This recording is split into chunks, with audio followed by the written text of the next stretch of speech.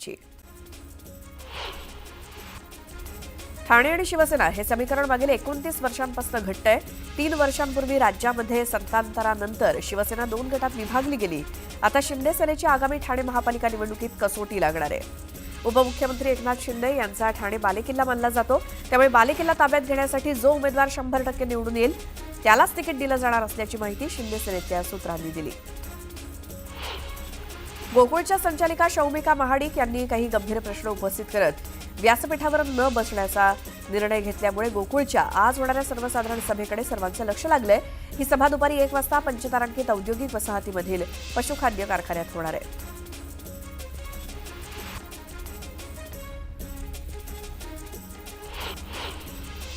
मराठा आणि ओबीसींच्या उपसमितीची बैठक होणार आहे. ओबीसी उपसमिती स्थापन झाल्यानंतर ओबीसी उपसमितीची पहिलीच बैठक होणार आहे. राज्य मंत्रिमंडळाच्या बैठकीच्या आधी बैठक होण्याची शक्यता आहे.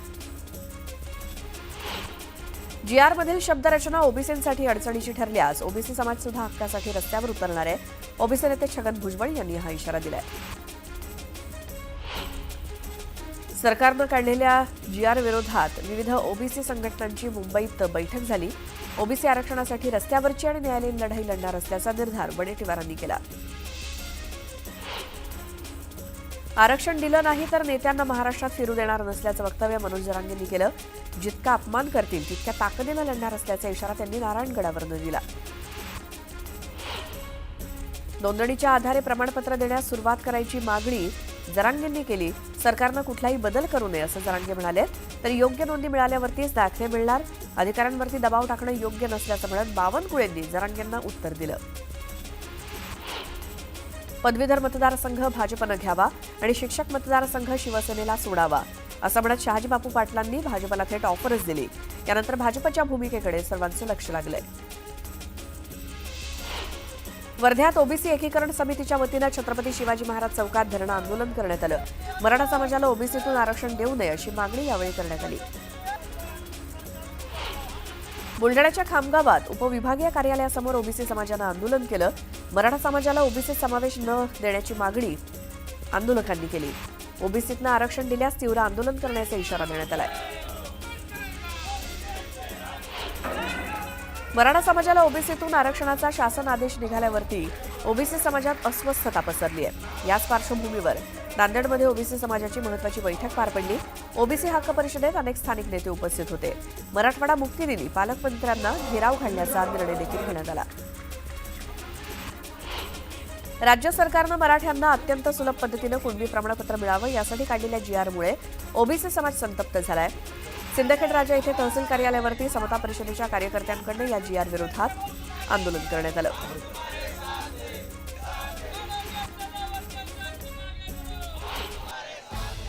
यानंतर एक मोठी बातमी. राष्ट्रवादी काँग्रेस पक्षाचे माजी नगरसेवक वनराज आंदेकर याच्या हत्येचा बदला घेण्यासाठी आरोपी गणेश कोमकरचा मुलगा गोविंद उर्फ आयुष कोमकर याची हत्या करण्यात आली. आयुष कोमकर हत्या प्रकरणात आंदेकर टोळीचा म्होरक्या बंडू आंदेकर याच्यासोबतच 6 जणांना पुणे पोलिसांच्या गुन्हे शाखेनं काल रात्री उशिरा अटक केली. यात बंडू आंदेकरची मुलगी, 2 नातू आणि शूटर अमन पठाण यांचा समावेश असल्याची माहिती पोलीस सूत्रांनी दिली आहे.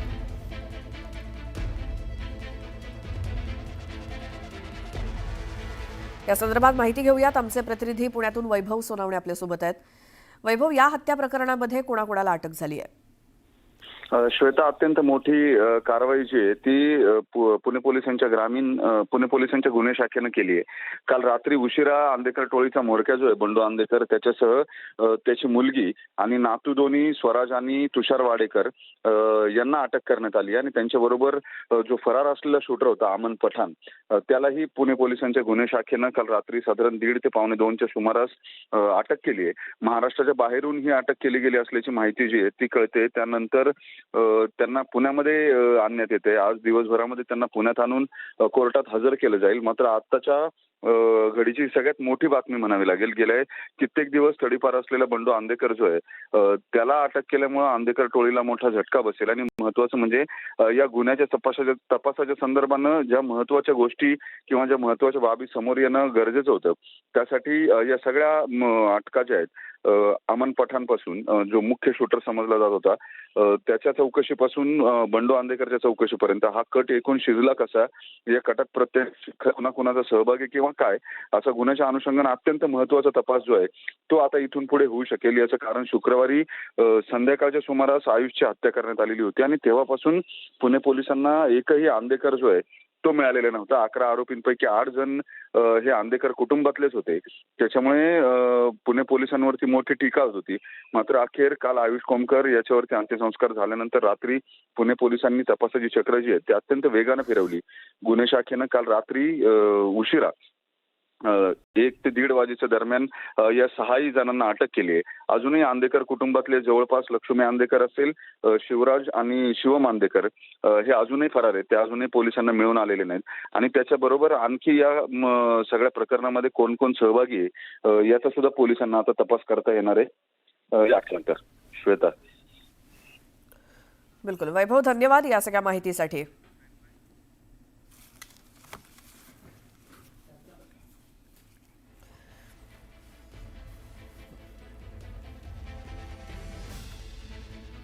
तर याच आयुष कोमकर हत्याकांडानं संपूर्ण पुणे शहर हादरलं. पुण्यनगरीमध्ये पुन्हा एकदा गँगवॉरनं डोकं वर काढलंय. दरम्यान आयुष कोमकरच्या पार्थिवावरती पुण्यातच अंत्यसंस्कार झाले. अंत्यविधीसाठी नागपूर तुरुंगात असलेले वडील गणेश कोमकर सुद्धा उपस्थित होता आणि त्याला पॅरोलवरती सोडण्यात आलं. गणेश कोमकरला पोलीस बंदोबस्तातच स्मशानभूमीमध्ये आणण्यात आलं होतं आणि यावेळी एक विशेष प्रसंग चर्चेत आला. गणेश कोमकरला जेव्हा पोलीस घेऊन आले त्यावेळी त्याच्या हातात एक ग्रीटिंग कार्ड होतं. हे तेच ग्रीटिंग कार्ड आहे जे त्याचा मुलगा आयुष कोमकरनं नागपूर तुरुंगामध्ये पाठवलं होतं. अंत्यविधीवेळी गणेशनं त्याचा मुलगा आयुषच्या पार्थिवाजवळ हे ग्रीटिंग कार्ड ठेवलं. पुन्हा पाहूयात बातमी 36 जिल्ह्यांची. अनंत चतुर्दशीच्या दिवशी विसर्जनावेळी झालेल्या गर्दीचा फायदा घेत चोरांनी शेकडो मोबाईल लंपास केलेत. या प्रकरणी काळा चौकी आणि डीबी मार्ग पोलीस ठाण्यामध्ये तक्रार देण्यासाठी शनिवारपासून नागरिकांची गर्दी झाली होती. किमान 300हून अधिक मोबाईल चोरीला गेल्याची शक्यता आहे. विसर्जनासाठी शनिवारी आणि रविवारी गिरगाव चौपाटीवरती तुफान गर्दी झाली होती. नवरात्रीसोबतच दिवाळी आणि छठपूजेसाठी प्रवाशांना सोयीचा प्रवास व्हावा म्हणून मध्य रेल्वेनं मुंबई नागपूर मुंबई दरम्यान फेस्टिवल स्पेशल सुपरफास्ट ट्रेन चालवण्याचा निर्णय घेतलाय. देशभरातील जादा मागणी असलेल्या विविध मार्गावरील वंदे भारत एक्सप्रेसच्या डब्यात वाढ करण्यात आली आहे. परंतु मुंबई आणि गोव्याला जोडणाऱ्या वंदे भारत एक्सप्रेसच्या डब्यात मात्र अद्याप काही वाढ करण्यात आलेली नाही. त्यामुळे कोकणातील वंदे भारत दुर्लक्षित असून प्रवाशांची मागणी असून देखील 8 डब्यांच्या सीएसएमटी ते मडगाव वंदे भारत एक्सप्रेसच्या डब्यामध्ये काही वाढ करण्यात आलेली नाही. सिडको महामंडळाच्या मार्ग क्रमांक 1 बेलापूर ते पेंधर मार्गावरील मेट्रोला प्रवाशांची मोठी पसंती मिळते. या मार्गावरील प्रवासी संख्येनं शनिवारी 1 कोटी प्रवासी संख्येचा विक्रमी टप्पा गाठलाय. अवघ्या 2 वर्षात या मार्गावरील प्रवासी संख्या 1 कोटींवर गेली आहे. विसर्जन मिरवणुकीच्या दुसऱ्या दिवशी पुणे शहरात पाऊस झाल्यामुळे महापालिकेला स्वच्छतेचं काम करता आलं नव्हतं. रविवारी रात्री आणि सोमवारी दिवसभर स्वच्छता मोहीम राबवून मिरवणूक मार्गावरनं 1.5 टन चपला आणि बुटांचा कचरा उचलण्यात आला. शिवाय 706 टन अन्य कचरा देखील संकलित करण्यात आलाय. गणेश विसर्जन मिरवणुकीत ध्वनिक्षेपकांचा दंडनाट करणं, प्रकाशझोतांचा वापर करणं पिंपरी चिंचवडमधल्या गणेश मंडळांना भोवलंय.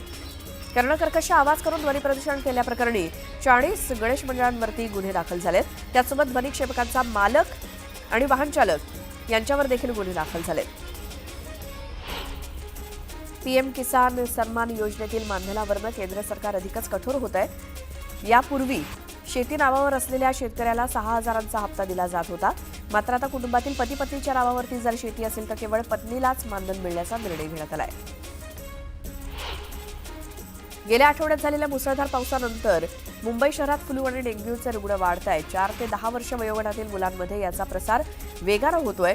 मुलांबरोबरच 25 ते 65 वर्ष वयोगटातील प्रौढांना देखील डेंग्यू, मलेरिया आणि लेप्टोस्पायरोसिस आणि इतर जलजन्य आजारांचा सामना करावा लागतोय.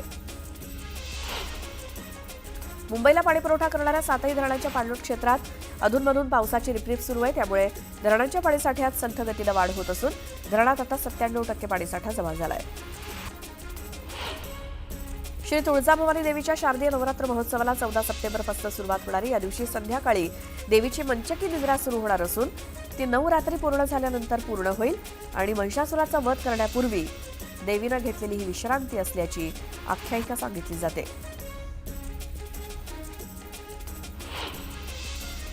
सोलापूर जिल्हाधिकारी आणि पोलीस आयुक्तांनी डीजे मुक्त आणि लेझर लाईव्ह शो शिवाय गणेशोत्सवाच्या ईद ए मिलादच्या मिरवणुका काढाव्यात आणि त्याचं पालन सर्वांना बंधनकारक राहील असे आदेश काढले होते।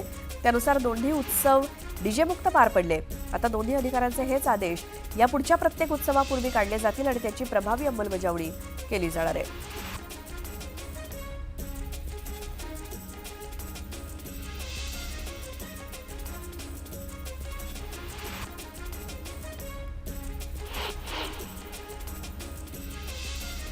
मावळसोबतच मुळशी तालुक्यातील 10 गावांना पाणीपुरवठा करणाऱ्या कासारसाई धरणाच्या सांडव्यातनं कासारसाई नाला पात्रामध्ये सुरू असलेला पाण्याचा विसर्ग थांबवण्यात आलाय। पावसाचं प्रमाण वाढल्यास पुन्हा विसर्ग सुरू केला जाईल।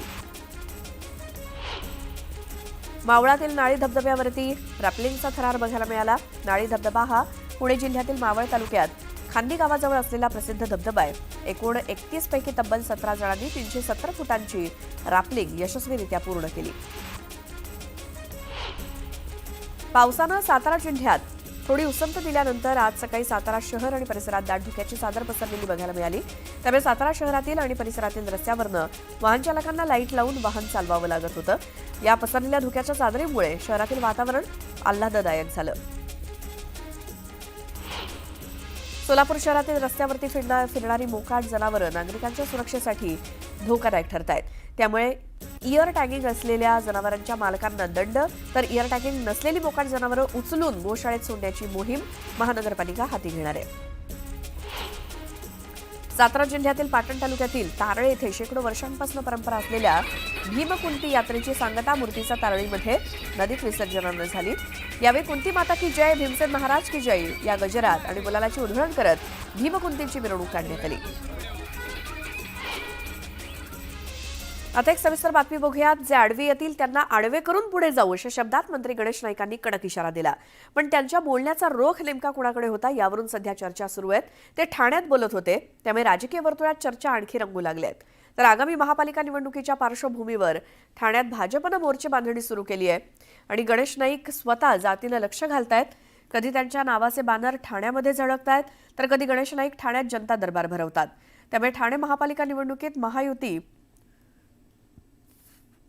एकत्र निवडणूक लढणार की स्वबळाचा नारा देत शिवसेना भाजप आमनेसामने उभे ठाकणार याची देखील चर्चा ठाण्यात सुरू आहे।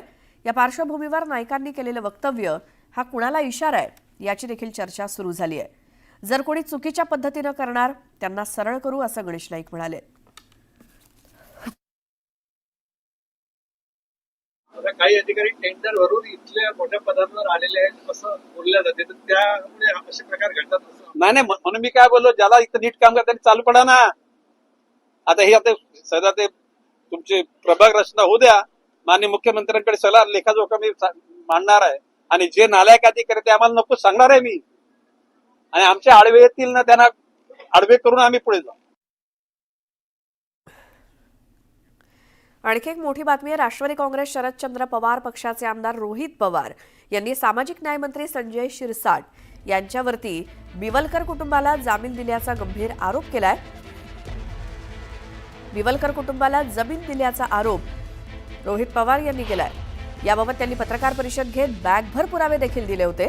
आता या प्रकरणी चौकशी करण्यासाठी एसआयटीची स्थापना करण्यात आली आहे। रोहित पवार यांनी याबाबत सोशल मीडियावरती पोस्ट करत माहिती दिली। राज्यातील सरकारी वनजमिनी बळकावल्याच्या प्रकरणाची चौकशी करण्यासाठी राज्य सरकारनं विशेष तपास पथक स्थापन करण्याचा निर्णय घेतल्याचं आमदार रोहित पवार यांनी सांगितलं।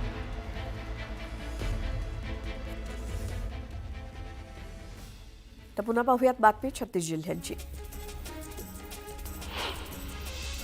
मुंबई नागपूर समृद्धी महामार्गावरती शहापूर हद्दीत भीषण अपघात झाला। लोखंडी पोल घेऊन जाणाऱ्या ट्रकनं रस्त्याच्या बाजूला उभ्या असलेल्या दुसऱ्या ट्रकला धडक दिली। या अपघातात ड्रायव्हर आणि क्लिनर दोघांचाही मृत्यू झालाय।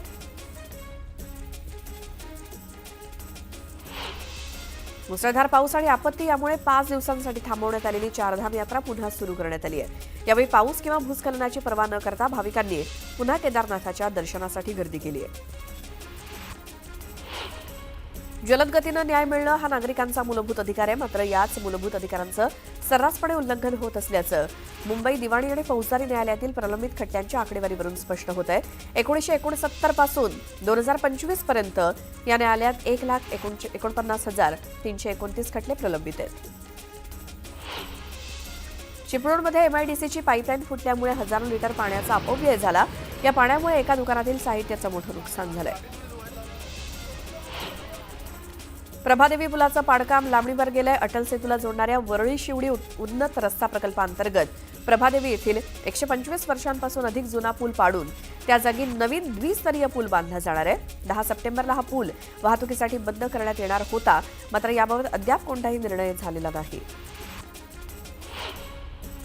अमेरिकेनं भारतीय मालावरती लादलेल्या 50% टॅरिफमुळे अडचणीत आलेल्या निर्यातदारांना मदत करण्यासाठी भारत सरकार एक पॅकेज देण्याची तयारी करत असल्याची माहिती अर्थमंत्री निर्मला सीतारामन यांनी दिली. तर अमेरिकेला वगळून भारताची इतर देशांशी चर्चा सुरू केल्यामुळे अमेरिकेचं पित्त खवळलंय.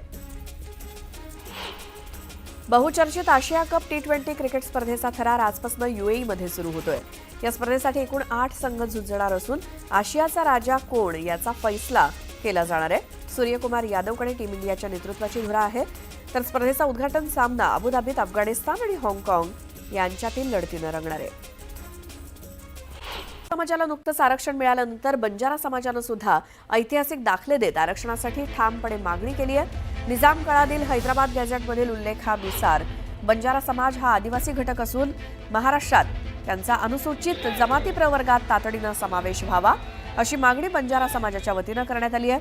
या संदर्भात मनोज जरांगे पाटलांची भेट घेणार असल्याचं बंजारा समाज बांधवांकडून सांगण्यात आलंय.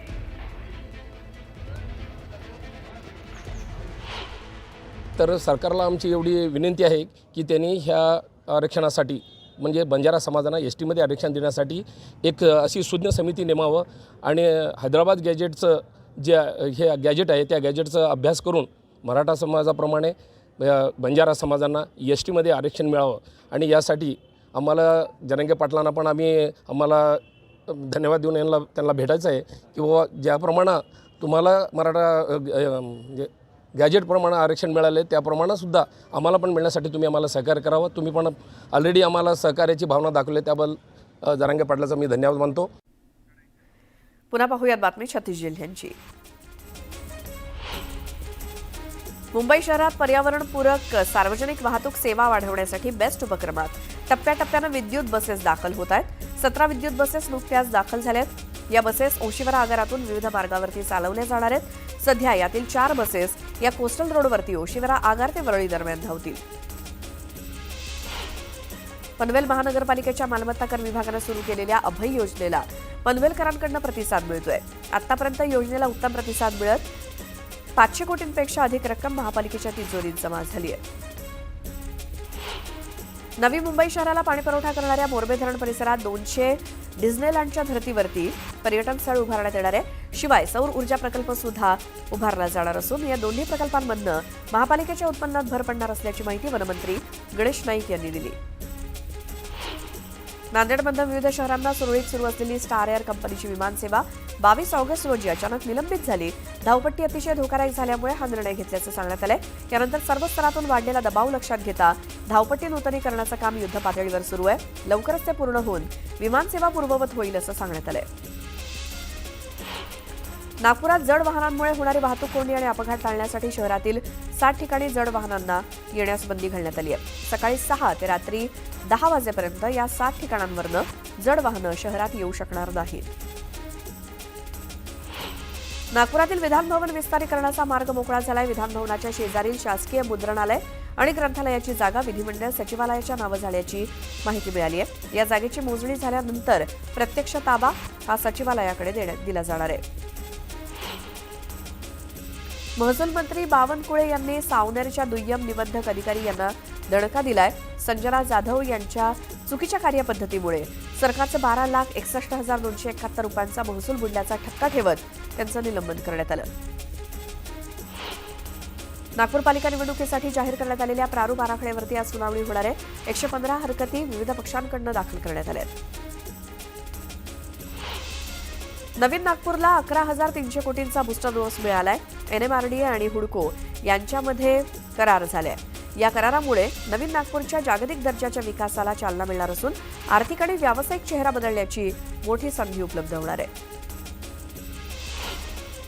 ग्रामविकास आणि पंचायत राज विभागामार्फत राबवण्यात येणाऱ्या मुख्यमंत्री समृद्ध पंचायत राज अभियानांतर्गत दापोली, मंडणगड आणि खेड या तालुक्यात तालुकास्तरीय कार्यशाळेचं आयोजन करण्यात आलं होतं. या कार्यशाळेत ग्रामविकास आणि पंचायत राज राज्यमंत्री योगेश कदम यांनी मार्गदर्शन केलं. पुणे मेट्रोला गणपती बाप्पा पावलाय. गणेशोत्सव काळात प्रवाशांची आणि आर्थिक उत्पन्नाची विक्रमी नोंद झाली. महामेट्रोला 5.67 कोटी रुपयांचं विक्रमी उत्पन्न मिळालं.